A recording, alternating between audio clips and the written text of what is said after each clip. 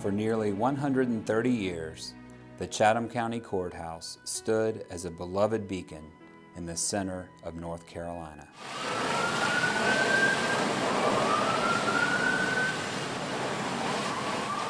A tragedy suddenly reminded us we often take for granted the things we love.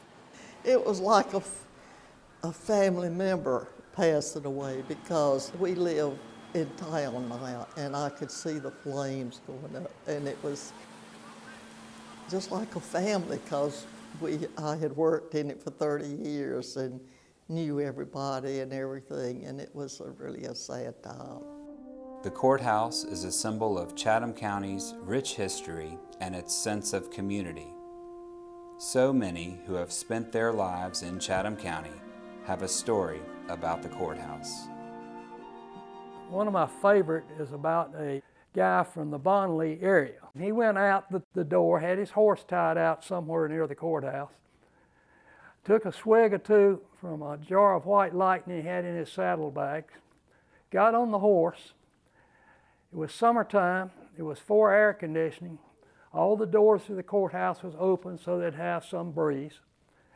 And he went through the north door and kicked his horse into what we call a high lope and went down the hall hollering, "I'm Hoot Gibson, by God." All right. For those that don't know who Hoot Gibson was, he was a early Western cowboy, a tough guy. So he rode the horse through the hall and out the south door, and Lacey Johnson and Tatum Elkins. Tatum Elkins was a deputy. That was Jack Elkins, Sheriff Jack Elkins' father. They took off after him in a Model A Ford. He hit the woods towards Bonley, and every time they'd see him, he'd turn off the road and jumped over. Lacey Johnson told me he thought he jumped every 4-rail fence between Pittsboro and the Bonley area. Okay. It wasn't but a few days later, of course, until Lacey and Tatum called him, and he had to come back to Pittsboro for a trial over riding the horse through the courthouse. His defense was that the sign on the courthouse lawn said no dogs. It didn't say anything about horses. A very unusual case that my father had early in his practice in this court was a young man charged with murder. He was first sentenced to death and received a new trial. He was later tried again and sentenced to life in prison. He served about 35 to 40 years in prison, came out and made a good citizen, and was custodian in this same courthouse where my father was the judge. Back in the Depression days, things were pretty tough, and they had a man in court for breaking into a smokehouse and stealing 2 hams. Well, he came to Judge Seiler and says, "I want you to represent me in court, but I don't have any money." Well, Judge Seiler asked him about the case and said, "Well," he says, "I'm accused of stealing 2 hams." And Judge Seiler said, "Well, it looks like it ought to be worth one of the hams for me to represent you." So he went to court and represented him. And that was his argument to the jury, that this defendant don't have any more this meat than I have.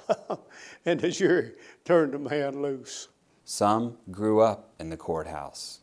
My earliest memories are a pretty summer night. After dinner, we'd finish dinner, we'd go out and we'd walk down the street. He would hold his finger out and I would reach up and hold his finger. And we would come down here and all the doors to the courthouse would be open. It would be a hot night, no air conditioning. The sheriff's office was open at night, and we'd come in, and my father would come in, and some of the deputies would be there, and maybe justice of the peace would be there. There was a card table set up out here in the hall in the center of the courthouse, and they'd play setback or sit around and chew tobacco and smoke and laugh and make jokes. It was just a wonderful experience coming here. My whole life, growing up as a young man, revolved around the courthouse. I would visit the courthouse. I'd sometimes go to the courthouse when Daddy went to work. I'd be up in the courtroom, and actually once I got in the attic, and there was some fascinating stuff up there. There was, I remember they were, before they had electricity, they had a bunch of old oil lamps stored up there. I don't think I tore anything up, so I'm not going to confess, to any damage that they might have found whenever they started the restorations. I remember that they gave me a chair so I could stand up and reach into the ballot box. The ballot boxes were plywood with a padlock on them, and you'd come in when the ballot box, North Pittsboro precinct voted on that side of the courthouse, South Pittsboro precinct voted on this side of the courthouse. So when the ballot boxes were open, there were a lot of people here, and everybody was here. All kinds of people were here. They were all welcome here, and everyone felt comfortable. But I would come in, and the adults would make a lot over me, and they would put a chair up where I could get my hands down in the ballot box to pull the ballots out and unfold them and stack them in a neat stack for the person who was counting. Some recall both daily events and uncommon spectacles. I would know when they went out to raid steals. And so when they'd come in, they'd bring like a half a gallon of liquor. They would destroy all the rest of it. And they would take it in the vault right here. It was right back there. And there was a little hole that was about in the cement that was probably 2 or 3 inches wide. And it was only about 1 inch or 2 deep. And they would put about 1 inch deep in there and strike a match. And if it went up in blue flames, it was 100% alcohol. The commissioners met diagonally across the hall in a room there. And about where we're sitting, or just inside of that wall, was the county manager's office. And it must have been about all of 8 feet square. And I remember July the 4th of 1978, I spent most of the day in that little office working on the budget. And then across the hall was the finance office, and where we are here now, I guess, was the tax supervisor's office. It was about 1983, and the Ku Klux Klan had a rally over on Hickory Mountain at Smoky Tig's farm.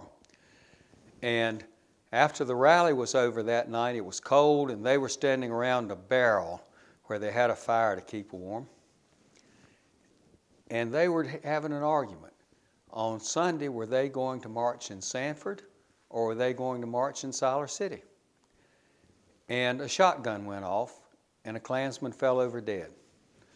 So the next year, in 1984, we had the murder trial. Well, at that time, the Klansmen in Chatham and Lee counties, this Klan, was composed primarily of some local people and soldiers out of Fort Bragg, the Rangers out of Fort Bragg. A lot of them were in the Klan. And on this murder, the Klans was kind of split.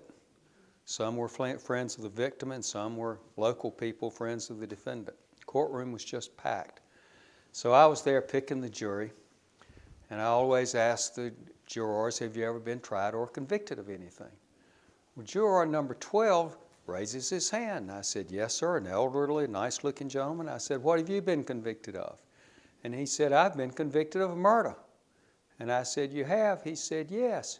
He said, right here in this courtroom in 1955, I came in and pled guilty to murder, and I've served my time, and I've been out for 5 years. So I asked him, I said, well, do you feel like you could be fair and impartial in this murder trial? And he said, sure. Said, I killed a man, I pled guilty to it, I did my time, and I could sit and be fair and impartial. So I left him on the jury. And so it went over to the defense. Kirk Osborne was defending the defendant there.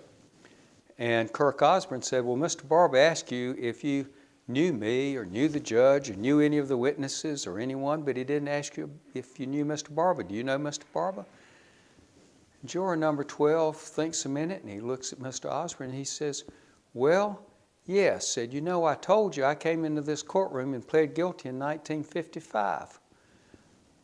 Well, his daddy was my lawyer, and he came by just before we entered my plea. He came by with his books from school, and he sat right there on the seat, right behind where you're sitting, while I entered my plea. And Mr. Osborne said, well, have you seen him since? And he said, no. He said, well, do you think that you could be fair and impartial as a juror in this trial? And juror number 12 thought for a minute and looked at Mr. Osborne. He said, I sure could. Said, I'd do whatever Mr. Barber said. There was a bell up on the balcony, and there was a person from down at Mary Oaks that used to ring the bell. And he would ring the bell every Monday morning at 10 o'clock, and people all over the town would come. The courthouse holds millions of stories, some that will never be retold, but others yet to be written. So it rises again in the heart of Chatham County. That courtroom had large windows. When you go in that courtroom, you are somewhere. Everybody behaves well in that courtroom. Everybody expects the court to behave well. Everybody expects to be heard in that courtroom. And people would live up to their expectations because of the architecture and the setting called for that. You were just sitting there and you were looking out over the town, over the county, and you just felt like you were in a very appropriate public forum in that room. There's a lot of history involved in the county, and the courthouse is an important part of that history. And when I see the courthouse, it not only reminds me of things I know about, it reminds me of how things must have been years ago. And it's great to see that shiny roof from a distance.